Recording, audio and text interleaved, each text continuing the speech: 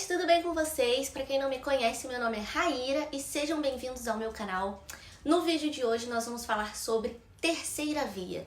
Nós estamos em um momento muito grande da nossa política brasileira. Em outubro nós teremos eleições presidenciais e é bom a gente começar a falar sobre esse assunto para as pessoas que ainda não estão tão inteiradas na política, começar a entender um pouquinho melhor de como é que funciona o nosso sistema político, como é que funciona essa brincadeira toda chamada política brasileira. E a partir de agora eu vou começar a trazer uma série de conteúdos aqui, que eu vou até criar uma playlist para falar sobre, que vão ser conteúdos eleitorais. Então a gente vai falar sobre diversas pautas aqui até o período das eleições, que vai ser em outubro, né? E a gente vai trazer vários temas diferentes dentro desse conceito de sistema eleitoral, o que é fundo eleitoral, quais são os partidos políticos, o que cada um defende, enfim, vai ser uma brincadeirinha bem legal que a gente vai trazer aqui com vários conteúdos muito importantes e muito interessantes para quem tá aprendendo agora sobre política ou para quem já sabe sobre política e quer entender um pouquinho mais. Então, se você quiser acompanhar esses conteúdos, não deixe de se inscrever aqui no canal para vocês conseguirem se atualizar e compartilhar com seus amigos e com seus familiares, porque educação política é extremamente importante, já que o nosso voto é quem vai decidir quem vai estar lá na frente no começo do ano que vem, não é mesmo? Então, gente, hoje eu vim falar sobre o conceito de terceira via. Eu sei que a gente escuta muito sobre isso nos jornais, nas redes sociais, nos jornais televisivos e tudo mais, só que tem muita gente que não sabe muito bem como funciona, o que é terceira via, quem é, onde se enquadra isso, né? A terceira via, gente, uma definição bem básica assim da terceira via, é uma proposta de renovação política e econômica. Hoje em dia, tanto no cenário brasileiro, político brasileiro, como no cenário político de forma geral, né? A gente teve também as eleições estadunidenses, algumas eleições presidenciais e parlamentares no continente europeu, que mostrou pra gente o quê? Um conceito que tá cada vez mais crescente nesse estudo político, que é a polarização. A polarização, ela é justamente esse choque entre ideais opostos, né? Então, no Brasil, hoje a gente tem a esquerda e a direita brigando muito, então são duas forças políticas muito grandes aí, que dividem muito o eleitorado, como se fosse mesmo um time de futebol. A gente viu que esse conceito de polarização tem se enraizado cada vez mais nos estudos eleitorais, justamente porque as pessoas estão cada vez mais politizadas e com seus ideais cada vez mais fortalecidos, então cada um acaba abraçando uma causa diferente. Mas enfim, o que a gente vai falar hoje é sobre o meio termo, que é a terceira via. Eu já fiz um vídeo aqui no canal falando sobre o que é a esquerda e o que é a direita em conceitos bem gerais. Eu vou deixar o vídeo aqui no card para vocês assistirem logo em seguida. Hoje, no cenário político eleitoral brasileiro, a gente tem uma relação bem polarizada entre dois candidatos que são bem opostos, né, nos seus ideais políticos. Nós temos o Lula e nós temos o Bolsonaro. Eu tô usando esse exemplo do Brasil, gente, mas eu não vou entrar em ideologia política, não vou falar sobre isso, só tô explicando o contexto atual do que é que tá acontecendo na política brasileira. As pessoas que não estão satisfeitas nem com um e nem com o outro, mas que querem uma mudança, são as chamadas terceira via. Ou seja, são aquelas pessoas que não se encaixam, não se identificam nos ideais de representante X, mas também não se identificam nos ideais de representante Y e sentem a falta de uma mudança política, de uma nova cara, de um novo representante para quebrar essa polarização. No contexto da terceira via brasileira, gente, a gente tem as pessoas insatisfeitas.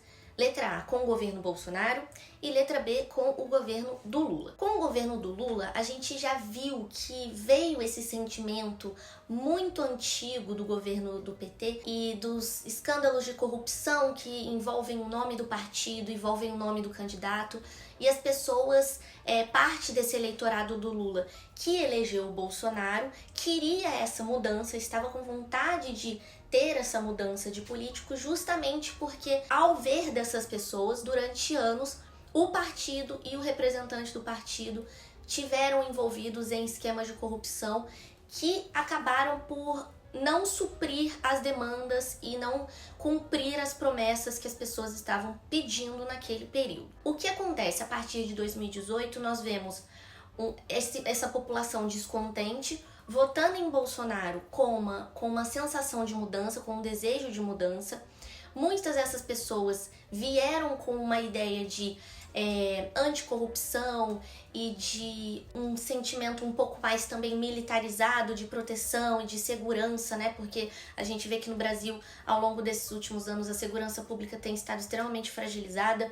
Então, parte dessa população descontente também abraçou muito a causa do Bolsonaro, que defendia muito essa parte de segurança e de anticorrupção e etc e tal, e enfim, crescimento da economia e tudo mais. Só que ao longo do governo Bolsonaro também teve alguns obstáculos aí que fizeram com que parte desse eleitorado tenha se decepcionado. Do mesmo modo que quem votou no Lula se decepcionou porque Lula não supriu as necessidades naquele período, alguns bolsonaristas e eleitores de Bolsonaro também votaram em Bolsonaro e se decepcionaram porque o Bolsonaro não supriu algumas daquelas promessas, né? Não cumpriu algumas daquelas promessas que ele tinha feito no início da campanha. Um período também muito importante aí nesse descontentamento dos eleitores de Bolsonaro foi justamente a pandemia e foi toda essa questão da vacinação e do auxílio emergencial, enfim, são várias pautas aí dentro do governo Bolsonaro que acabaram desacreditando parte desse eleitorado. Então a gente tem aqui duas camadas descontentes. Essas camadas descontentes agora, elas se veem numa alternativa de eu preciso de algo novo, eu preciso de um governo que não tenha ficado tanto tempo quanto o governo do PT, mas eu também preciso de um governo que cumpra com as promessas e não seja tão boca aberta quanto o governo Bolsonaro. Isso, gente, eu tô falando numa visão geral, não estou dando a minha opinião, isso é uma análise do contexto político, tá? Então, assim, não tô aqui colocando minha opinião particular, estou explicando pra vocês como é que se dá o cenário político hoje em dia e por que esse interesse tão grande na terceira via. Então, a partir desse momento de descontentamento, as pessoas começam a desacreditar da política, a desacreditar dos ideais de um candidato, desacreditar das promessas e ideais de outro candidato e começam a buscar outras opções. A agenda da terceira via, ela defende a quebra dessa polarização, ela defende o novo, ela defende a necessidade de mudança e ela atrai esse eleitorado que não está mais abraçando nenhuma causa e nem a outra. Uma pauta muito importante que vai ser levada esse ano, tanto de um lado quanto de outro, mas eu acho que principalmente é uma pauta levantada pela terceira via, é a questão econômica e a questão do desemprego. Por conta da pandemia e por conta do alto nível de desemprego que isso acabou gerando, a inflação super alta, o preço dos alimentos, o preço do combustível super alto, o poder de compra das pessoas diminuindo, a terceira via está batendo muito nessa tecla de defender um crescimento econômico, de defender a geração de emprego, e isso acaba atraindo muito do eleitorado. Mas a gente ainda tem um longo caminho a percorrer pela frente, porque nós temos ainda no cenário brasileiro um sistema extremamente polarizado, né? Dois candidatos muito fortes, com um eleitorado muito fiel, tanto o Lula quanto o Bolsonaro têm eleitores extremamente fiéis, e que talvez mine um pouco a possibilidade da terceira via ascender ao longo das eleições. Isso daí a gente vai ver ao longo também das candidaturas. As candidaturas ainda não foram oficializadas de nenhum dos candidatos, e a partir deste momento e com os debates nós vamos conseguir entender melhor quais são as propostas de um, de outro, e como é que as intenções de voto estão migrando durante esse período.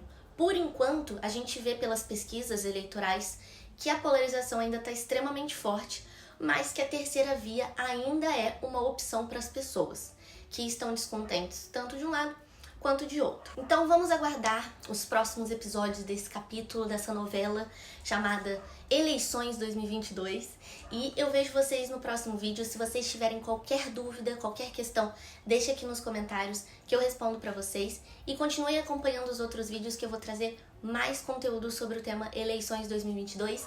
Eu espero muito que vocês tenham gostado. Um beijo e até a próxima. Tchau, tchau!